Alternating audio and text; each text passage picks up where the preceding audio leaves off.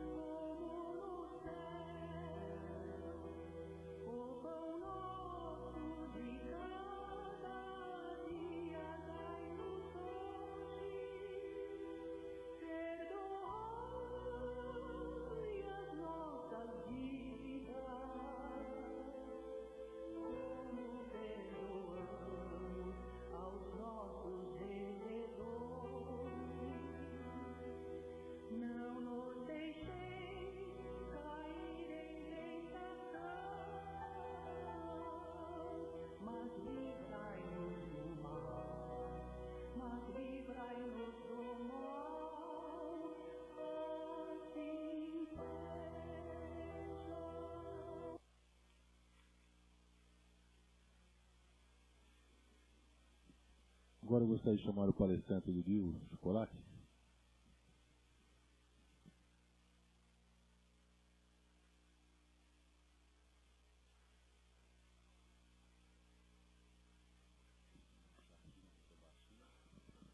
Bom dia a todos. Que a paz de Jesus ilumine os nossos corações e que a gente se sinta em casa, né? Que aqui é a extensão da nossa casa, e que a gente consiga sair daqui um pouquinho mais de conhecimento do que quando chegamos. Hoje nós iremos falar sobre o livre-arbítrio. E eu dei uma pesquisada, algumas coisas que tem no livro dos Espíritos, no Evangelho, que a gente fez um resumo. Livre-arbítrio é a livre determinação da vontade humana, liberdade de pensar e escolher como agir. Só depende da gente. Vamos ver no livro dos Espíritos. Acho que é o livro dos Espíritos. Por favor. Quer dizer a livre escolha e a opção. Essa é a continuação. Em todas as situações da vida, sempre temos 2 ou mais possibilidades de escolher. E cada momento temos que decidir. Sempre a gente decide o nosso caminho. Ninguém vai decidir por nós. E a gente é responsável pelas nossas escolhas, né? Olha, no Evangelho, na página 52, a encarnação não é para todos os espíritos, senão um estado transitório. É uma tarefa que Deus lhe impõe na sua entrada na vida, como a primeira prova de uso que farão do seu livre-arbítrio. Aqueles que cumprem essa tarefa com zelo, vencem rapidamente e menos penosamente seus primeiros degraus na iniciação, e gozam mais cedo de frutos de seus trabalhos.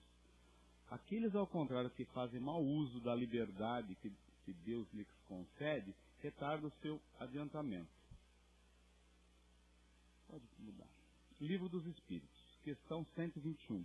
porque certos espíritos seguiram o caminho do bem e outros do mal. Não têm eles o livre-arbítrio? Deus não os criou maus, criou-os simples e ignorantes, isto com aptidão tanto para o bem quanto para o mal. Aqueles que são maus, assim se tornaram por sua vontade. E a gente sempre escuta isso em todas as palestras, né? Somente as coisas do Evangelho, do livro dos Espíritos, e a gente, independente do tema, e durante toda a nossa existência, independente da religião, a gente sempre ouve as mesmas coisas. E a gente continua não fazendo as coisas necessárias. Ainda no livro dos Espíritos, na questão 122, como podem os espíritos em sua origem, quando não têm consciência de si mesmo, desfrutar da liberdade da escolha entre o bem e o mal? Existe nele um princípio, uma tendência. Qualquer que os incline mais para um caminho que para o outro. Isso a gente vê, né? Que a gente às vezes está seguindo um caminho e de repente parece que alguém buzina na gente, né? E você segue outro caminho. E a gente vê que sempre a gente é o condutor das nossas ações, né? Das nossas atitudes. O livre-arbítrio se desenvolve à medida que o espírito adquire consciência de si mesmo. Ele não teria mais liberdade se a escolha fosse determinada por uma causa independente da sua vontade. A causa não está nele, está fora dele, nas influências a que, em virtude de sua vontade livre. É a grande figura da queda do homem e do pecado original. Alguns cederam à tentação aos outros. Não lembro, se vocês lembram, na última palestra que eu fiz aqui, que veio uma pessoa aqui com um livro fazer uma pergunta, né? Quer dizer, a gente é tendencioso às vezes, a gente fala e a gente consegue às vezes mudar o pensamento e as atitudes das pessoas. Então a gente tem que ter um pouquinho de discernimento, né, em que a gente vai falar. E a gente, muitas vezes a gente pode envolver como ser envolvido, né? Mas tudo depende da gente. Ainda no livro dos Espíritos, na pergunta 843, o homem tem livre-arbítrio dos seus atos, visto que ele tem a liberdade de pensar, tem a de agir. Sem o livre-arbítrio, o homem seria uma máquina. Porque senão, para a gente seguir certinho, tem que fazer tudo direitinho, né? A gente vira uma máquina, a gente não raciocina, a gente não pensa. Né? E a gente fica à mercê das situações, né? Na questão 844, o homem goza de livre-arbítrio desde o seu nascimento. A liberdade de agir, desde que haja liberdade de fazer nos primeiros tempos de vida, a liberdade é quase nula. Ela se desenvolve e muda de objeto com as faculdades. A criança, tendo pensamentos relacionados às necessidades de sua idade, aplica seu livre-arbítrio às coisas que são necessárias. E a criança é o exemplo, né? Que ela tem a vontade, mas nós temos a obrigação de conduzi-las, né? Porque eles não têm ainda o discernimento, então a gente tem que seguir um pouquinho do determinismo, que a gente vai falar há pouco. Na pergunta 845, as predisposições instintivas que o homem traz ao nascer não são obstáculo ao seu exercício do livre-arbítrio? As predisposições instintivas são as do espírito antes da sua encarnação.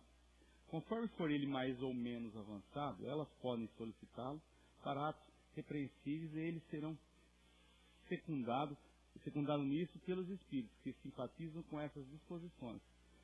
Mas não há arrebatamento irresistível quando se tem a vontade de resistir. Lembrai-vos de que querer é poder.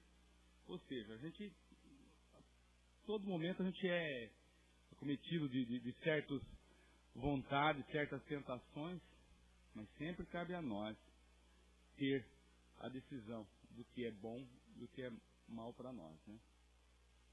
Como eu falei, além da gente ter esse livre-arbítrio, existe o determinismo.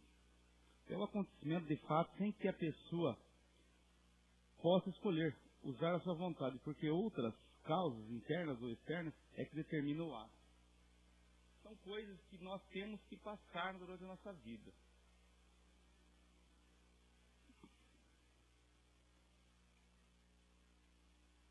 Os espíritos encarnados ou não têm livre-arbítrio? Sim, senão eles teriam responsabilidade pelo mal que praticassem, nem pelo mérito pelo bem que fizesse.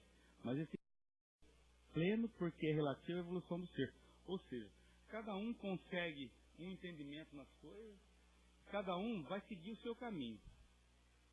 E a gente vai ver que a vontade da gente querer fazer, progredir, querer se melhorar, faz com que a gente entre num caminho que a gente consiga ver lá na frente e ser exemplo para as pessoas, né? Ser exemplos para nós mesmos. Nas primeiras fases da evolução, o espírito quase não tem livre-arbítrio e fica mais sujeito ao determinismo. Deus, através dos espíritos mais elevados, lhe traça o caminho que deseja seguir. Por que tem que ser assim? Porque ainda não está amadurecido. É como eu falei há pouco, é como se fosse uma criança. Ela tem uma meta, ela tem um objetivo, mas tem que ser traçado pelos pais, que vai lhe mostrando o caminho.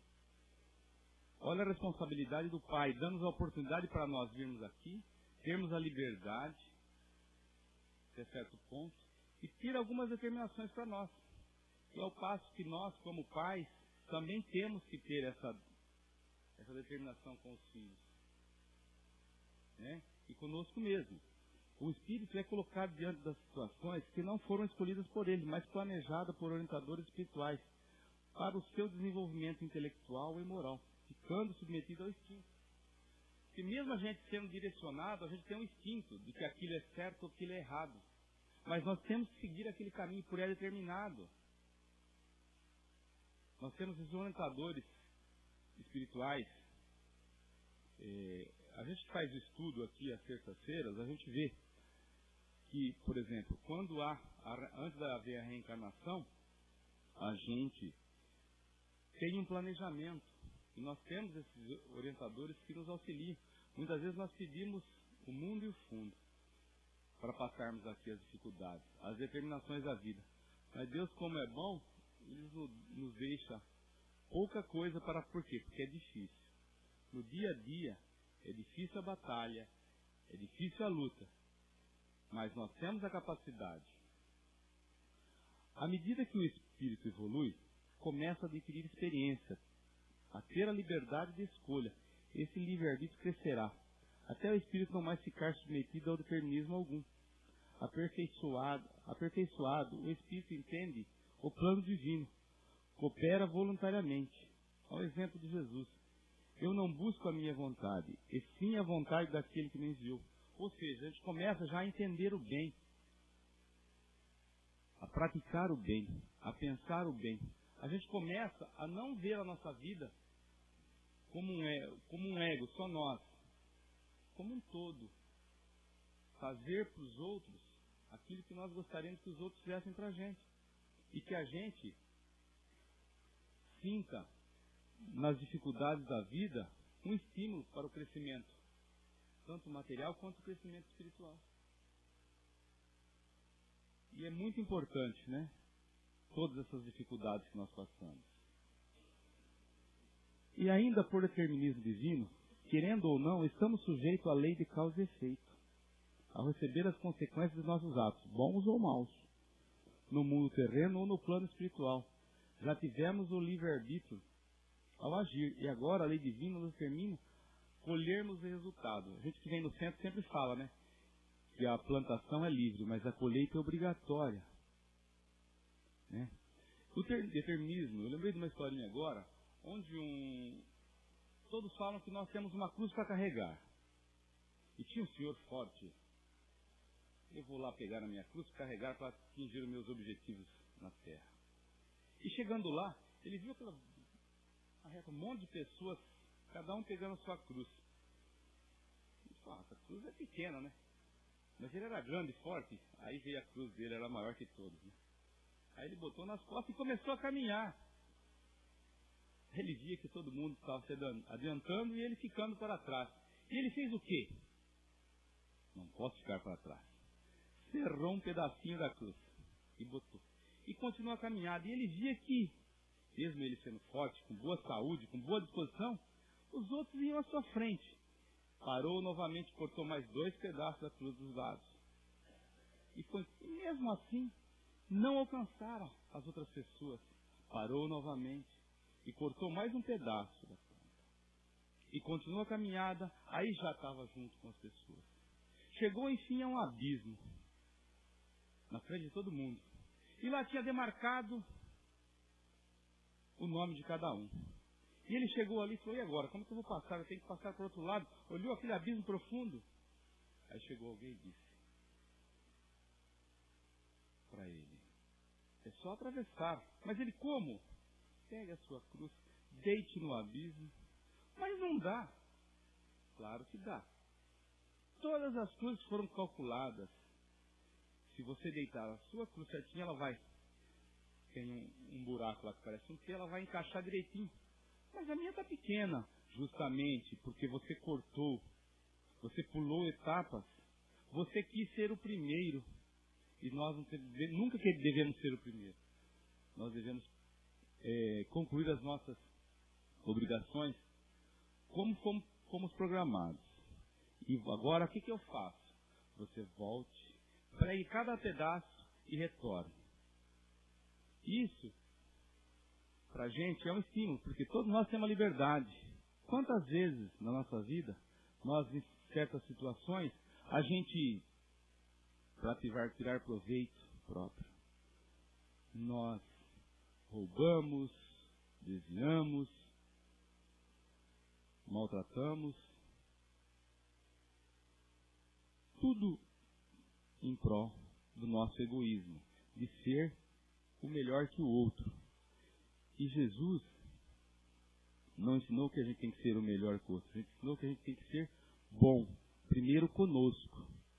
E automaticamente, sendo bom conosco, nós seremos bons com os outros. Vamos lá. O determinismo em nossas vidas. Situações e acontecimentos importantes em nossa vida capazes de influir na nossa evolução. Se não escolhemos, não exercemos nossa vontade, obedecemos um programa divino. Olha só. É o caso das expiações e provas no mundo em que vivemos. Grandes e inevitáveis sofrimentos, posições sociais, condições físicas em que nascemos e encontramos ou encontro com certas pessoas relacionadas ao nosso destino. A gente vê no dia a dia que a gente fala, não, eu não sou desse mundo, né? Mas Jesus também disse isso, que não era desse mundo. Só que ele sabia que não era desse mundo, mas ele tinha uma missão aqui, ele veio aqui e conseguiu ser o maior espelho, o nosso melhor caminho. E nós temos quantas pessoas que nascem aleijadas, ficam blasfemando, outras que têm dificuldades, outras que da própria convivência. E nós temos um grande exemplo dentro do Espiritismo, que é Jerônimo Mendonça, né? Aquele espírito, né, que durante 30 anos ficou na cama, que não se mexia. Durante 10 anos, aí ele foi premiado, né, ficou cego. E ele fazia palestras pelo Brasil todo. E uma vez num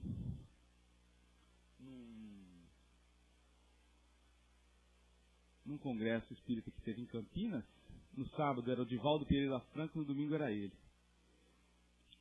E depois da palestra do Divaldo, eles estavam reunidos com o pessoal que organizou, e Jerônimo Mendonça, com toda aquela dificuldade, porque ele não mexia, ele só falava, ele dependia de comer, de beber, de tomar banho dos outros, e ele não reclamava por isso, fazia até piada. Aí ele disse assim, naquela confraternização com o pessoal, ontem o Divaldo falou e ele saiu aplaudido. Né, Divaldo? Ora, eu sou privilegiado, Divaldo. Eu fui aplaudido e saiu carregado, né? Que para tirar ele do local ele teria que ser carregado.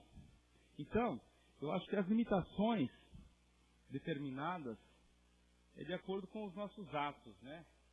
E a gente não pode ficar reclamando por essas coisas que acontecem. Apesar que é difícil esse entendimento, né? Que nós ainda estamos nesse planeta, né?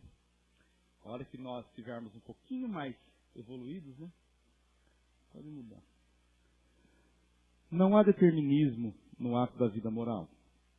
na nossa encarnação, algumas situações, acontecimentos pré-estabelecidos, nós sempre temos a liberdade para escolher como sentar e reagir aos nossos acontecimentos. Ninguém é arrastado irresistivelmente para o mal. Ninguém pratica o mal porque assim lhe foi determinado. A situação se expressa, mas a decisão de como agir é do Espírito. O bem ou o mal que fazemos é sempre responsabilidade nossa.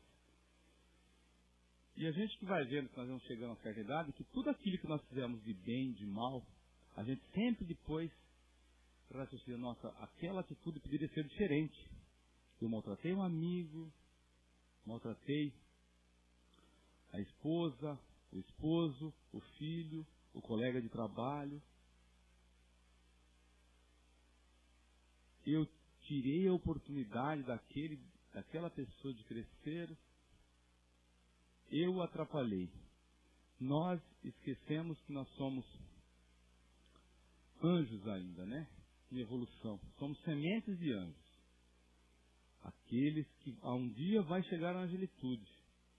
E que todos aqueles que estão um pouquinho abaixo de nós pelo conhecimento, pelo entendimento cristão, eles vão chegar ao nosso ponto. E se nós ficarmos vacilando, essas pessoas evoluem e passam à nossa frente.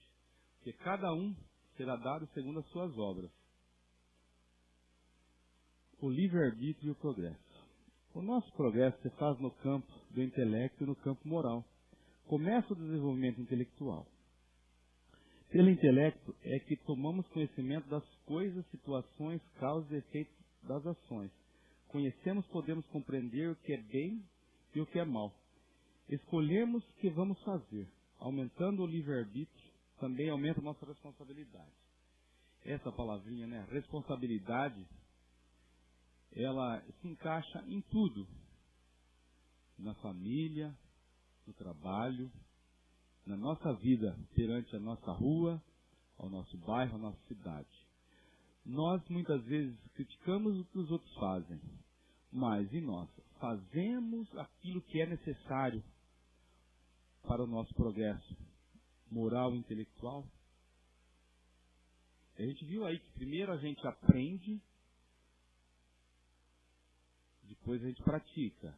Então primeiro a gente tem o conhecimento, depois a gente vai pôr em prática, que vai ser a moral. Então não adianta a gente ir a qualquer templo religioso, ouvir e não praticar. Por isso que no começo eu falei que desde os primórdios a gente sempre ouve as mesmas coisas. Sempre. Mas como é difícil a gente colocar em prática. Por isso que se repete sempre os ensinamentos de Jesus. Por quê? Porque Ele é o caminho, a verdade para a vida. Essa frase eu já usei várias vezes e acho que muita gente já usou. E a gente vê o quê? Que nós precisamos ainda seguir esse Jesus que deixou tantos exemplos. Ninguém ouviu falar que Jesus quis ter uma casa grandiosa, ser rei dos reis. Jesus, através da sua simplicidade, da sua humildade, Ele conseguiu dar um novo rumo aos nossos destinos. E basta nós querermos ter isso em nossas vidas para nós melhorarmos. Mas nós temos que estar bem conosco mesmo. Depois conseguimos pôr no nosso dia a dia o aprendizado, depois mostrar para as outras pessoas que é possível. O espírito não passa de súbito de um estado moral a outro mais elevado. O progresso é determinação divina. O espírito evolui até a perfeição sem nunca retroceder. O espírito pode estacionar temporariamente em seu progresso, mas nunca retrocede. Jamais perde a sua natureza, nem suas qualidades e conhecimentos. Porque tudo aquilo que a gente aprende fica registrado. É mesmo quando o aluno reprova de ano. Ele vai, aquilo que ele aprendeu, ele não precisa aprender mais, porque ele já aprendeu.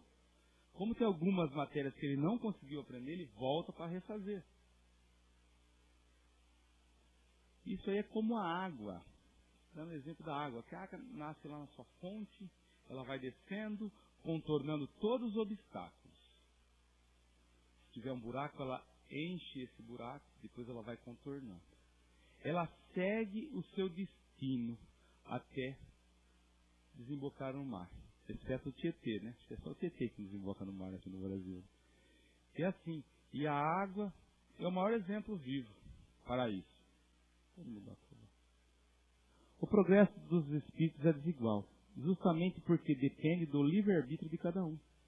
A meta final é a perfeição, no mais alto grau que podemos conceber.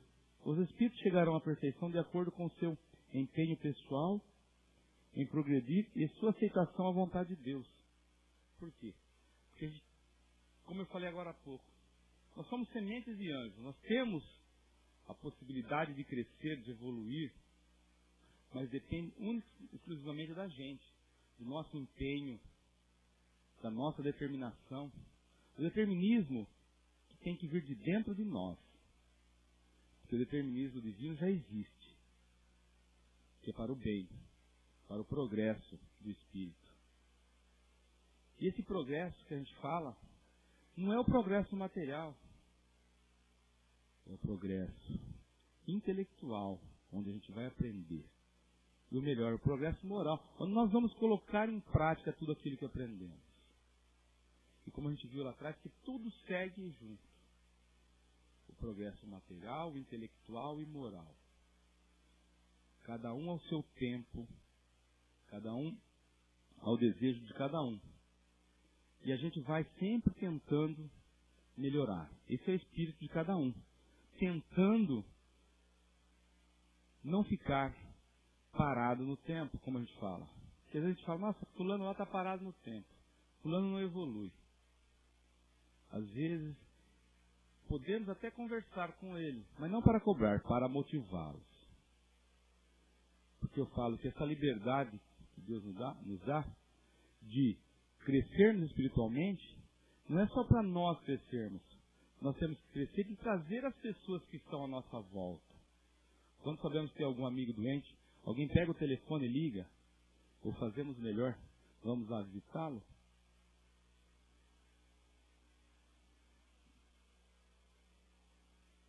Não. Nós fazemos pouco disso. E nós temos que ter esse pensamento de melhoria, tanto nosso como das pessoas. Porque é tão bom a gente estar num lugar onde todos estão antenados, voltados para o bem. A gente vê aqui, quando a gente reencontra os amigos, né, dá um sorriso, e às vezes a gente encontra alguém que está meio para baixo, porque perdeu um ente querido, que está com problema na vida. E a gente fica até meio receoso, aquela pessoa está com dificuldade, aquela pessoa, a gente evita. E teria que ser o contrário. Quando nós estamos bem, a nossa energia está aflorando. Ao chegar, ao dar um abraço nessa pessoa, a tua energia vai contaminar para o bem. Pensar o bem, viver o bem e praticar o bem.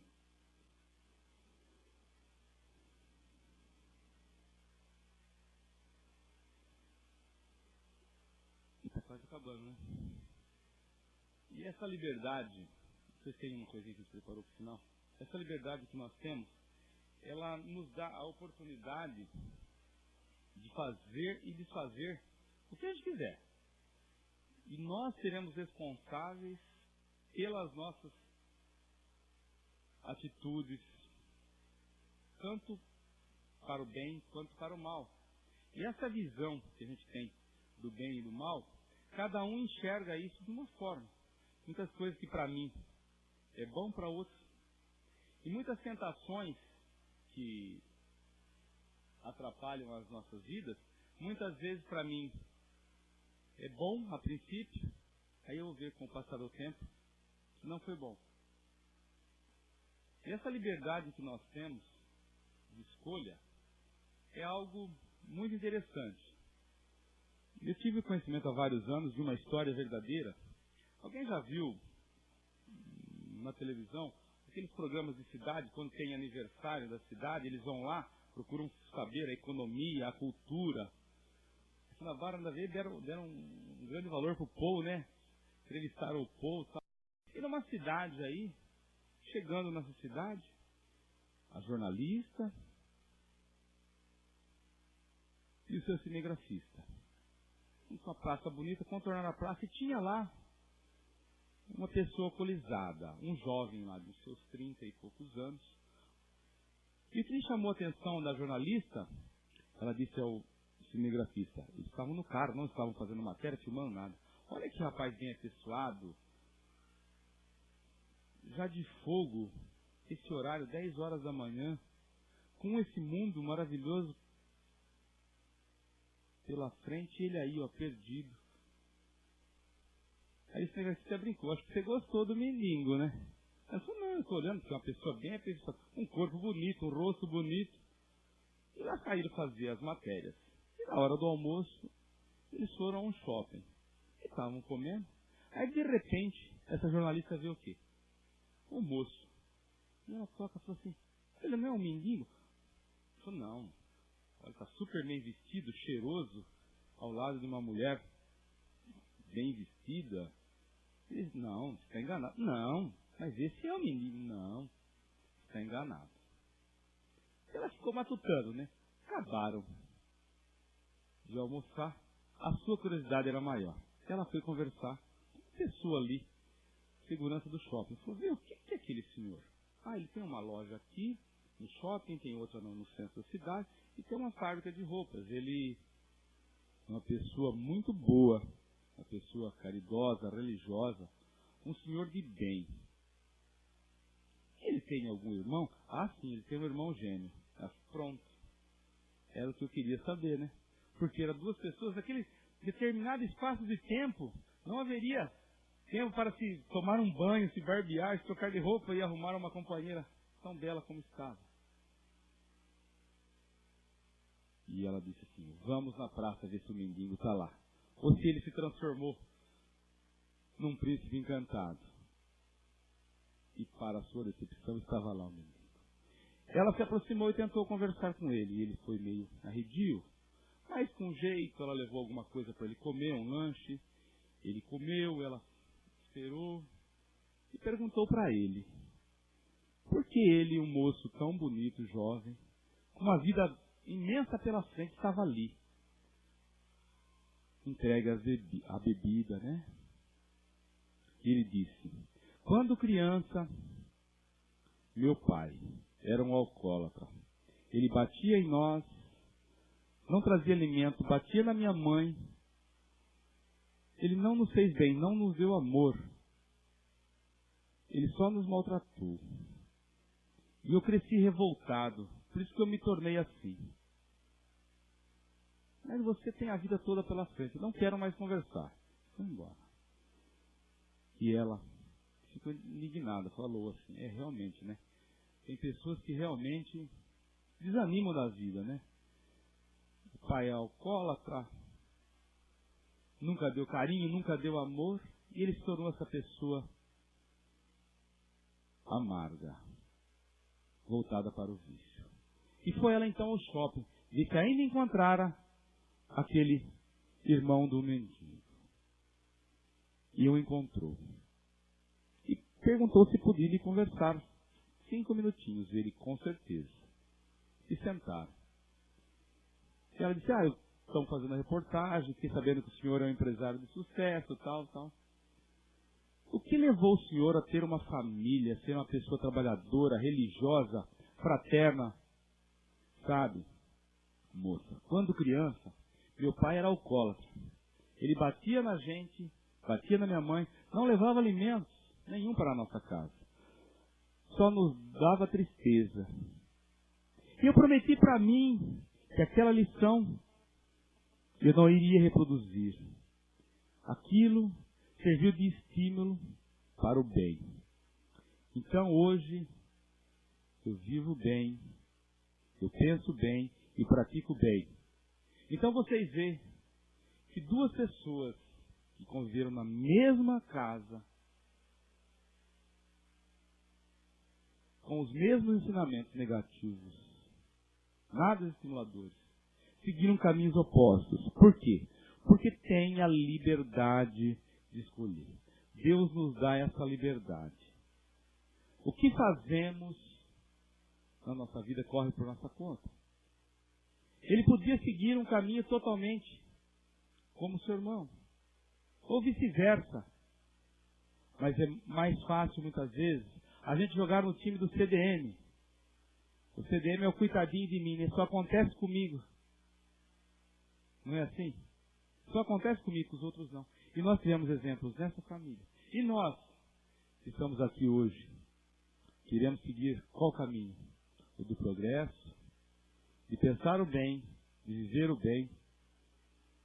Deus nos dá a oportunidade de viver o bem. Então vamos lá, pensar no bem. Espero que todos tenham a liberdade, continuem tendo a liberdade de progredir, de evoluir, de grau a degrau, sem menosprezar, sem desvalorizar, porque nós já temos conhecimento suficiente para termos uma vida melhor. Vamos elevar os nossos pensamentos a Deus, a Jesus. Obrigado, Senhor, por nos dar a oportunidade de estarmos aqui todos reunidos em Seu nome. Para aprendermos, para tentarmos sairmos daqui melhor. Para viver o bem. Para que as dificuldades da nossa vida sejam degraus para nosso crescimento, tanto intelectual quanto moral. Pai, que sejamos melhores a cada dia e que assim seja. Um bom domingo a todos. Que Deus os abençoe.